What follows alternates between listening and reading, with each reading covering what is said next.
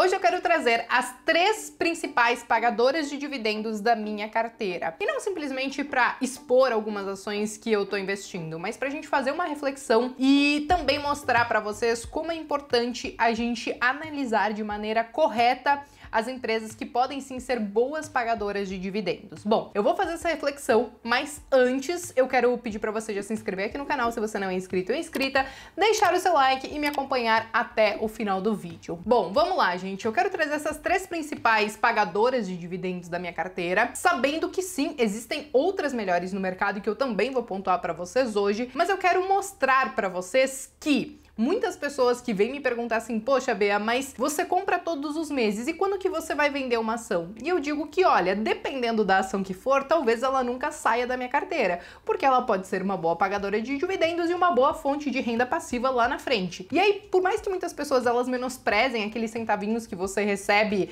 quando você tem pouco capital ou quando você tem poucas ações, isso nada mais é do que a falta de visão de longo prazo e de talvez entender um pouquinho de qual seria o seu montante, unindo os dividendos que você recebe hoje, que parece pouco, junto com os seus aportes, fazendo isso mensalmente, muitas vezes por 10, 15, 20, 30 anos. Então, muitas pessoas não têm essa paciência de pensar no longo prazo e por isso que muitas vezes elas deixam os dividendos de lado, mas eu quero mostrar para vocês como essas ações que eu tenho na carteira teriam performado se não tivessem os dividendos junto. Então, eu quero primeiramente começar falando de uma empresa que eu sei que muitos torcem o nariz porque tem dedo do governo e eu sei que quem me acompanha mais tempo no canal sabe que eu tenho ela há um bom tempo na minha carteira, que é Banco do Brasil. Banco do Brasil teve inclusive notícia recente, né, sobre a saída do presidente que vai acontecer agora em agosto. Eles estão atrás de um substituto e aí também, claro que tem toda aquela boataria, né, dizendo que Banco do Brasil poderia sim ser privatizado, mas eu acho que é uma possibilidade muito remota, apesar de, por exemplo, ser vontade do Paulo Guedes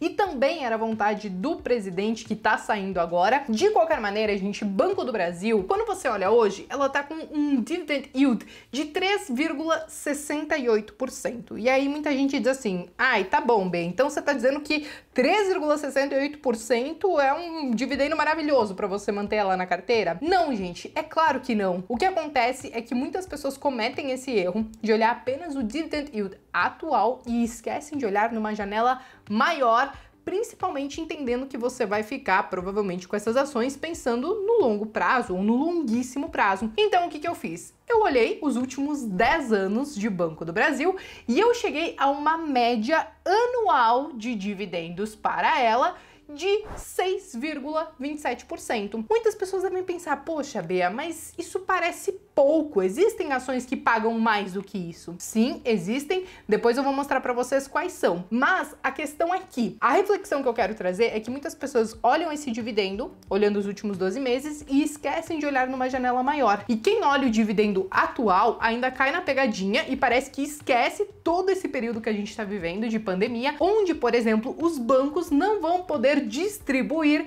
mais do que o seu estatuto social diz. Então, quando a gente fala de Banco do Brasil, o máximo que ele vai conseguir distribuir esse ano vai ser 25%, sendo que a média do payout dele aí dos últimos períodos foi de 40%. Então, provavelmente esse ano sim, os dividendos vão continuar sendo magrinhos, mas é muito importante você olhar essa janela maior, entendendo que no longo prazo, provavelmente esses dividendos vão compensar sim. E um outro fator muito importante é, aqui a gente está falando de um dividendo de mais de 6%, ou seja, até se encaixaria lá dentro das regrinhas do Décio Bazin, que eu já fiz vídeo aqui no canal falando, né, sobre alguns critérios que ele utiliza, que é talvez procurar empresas que paguem no mínimo 6% de dividendo ao ano. E aqui então, olhando essa média de 10 anos, que é uma média realmente muito longa, a gente poderia cumprir sim esse critério. Um ponto muito importante sobre Banco do Brasil, eu sei que muitos não gostam porque tem a governança mista, né? Você tem dedo do governo e tudo mais, mas ainda assim eu não me importo de ter Banco do Brasil na minha carteira, porque eu acho que é um banco que ainda assim entrega bons lucros e vocês podem ficar até um tanto quanto pasmos, tá? Mas quando a gente compara com outros bancos que são considerados, sim, bons pagadores de dividendos, o Banco do Brasil consegue ficar na frente, pelo menos quando a gente pega essa análise de 10 anos, tá? É claro que quando você olha num curto prazo, várias empresas podem mudar e esse ranking pode mudar também. Mas como eu penso no longo prazo, eu analiso também vários anos, né? Uma janela um pouco maior. Em segundo lugar, gente, eu quero falar sobre Itaúsa. E ela parece que é tão beabá, porque parece que todo holder ou toda pessoa que investe no longo prazo acaba colocando ou Itaú ou Itaúsa na carteira. E ela, gente, quando você olha hoje o dividend yield, né, dos últimos 12 meses, pelo que eu tô olhando aqui, tá em 6,69%. Isso aí até que não é ruim. Não é ruim não, tá, gente? Na verdade, é até um pouco mais do que a média dela quando a gente olha os últimos 10 anos, que tá em 6,2% aproximadamente. Teve anos que distribuiu mais de 10%, teve anos que distribuiu mais de 9%, mas em compensação teve anos que distribuiu 4%. Então, quando a gente olha essa média, a gente entende que sim, ela pode ser uma boa pagadora de dividendos, só que olhar isso só vai valer a pena quando você olha uma janela um pouco maior. A mesma coisa para Itaúsa também acaba valendo para o Banco do Brasil, né? Porque como ela tem Itaú, né? Boa parte dela é Itaú, então os dividendos também vão ser um pouquinho mais magrinhos, porque no Estatuto Social diz que apenas 25% poderá ser distribuído, né? Então, conforme as normas por conta de toda essa pandemia, então o dividendo esse ano também deve ser um pouquinho mais magrinho, sendo que quando a gente fala do payout dela, geralmente está acima de 80%, 85%. Então, este ano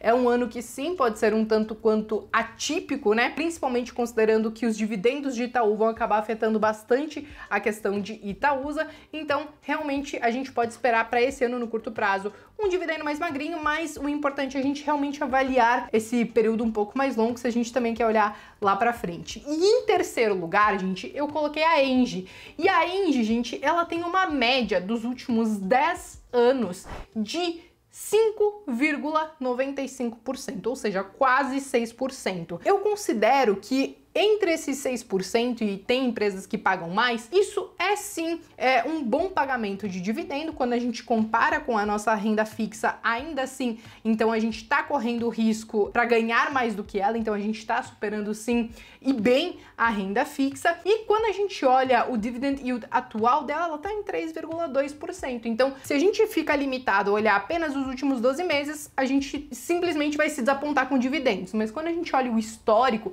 apesar da gente entender que o que aconteceu no passado não necessariamente vai se repetir no futuro, mas quando a gente olha o histórico e o que a empresa tem feito, então a gente enxerga que num horizonte maior, toda essa história de dividendos pode valer a pena sim. Agora, vocês querem saber qual que foi o retorno com e sem dividendos dessas três empresas? Então segura, porque eu separei isso para vocês, só para vocês entenderem o porquê os dividendos são tão importantes quando a gente fala em empresas boas pagadoras de dividendos. Quando a gente fala de Banco do Brasil, o retorno que ela teve nesses últimos 5 anos, e isso é retorno, tá, gente? Eu não tô falando só de valorização, eu tô falando retorno. O retorno que ela teve foi de 110,59%. Isso com os dividendos, os juros sobre capital próprio e ainda toda a questão da valorização do papel. Quando a gente fala do retorno de Banco do Brasil sem os dividendos e os juros sobre capital próprio, ele cai para 66,8%. Ou seja, é uma baita de uma diferença. Quem menospreza os dividendos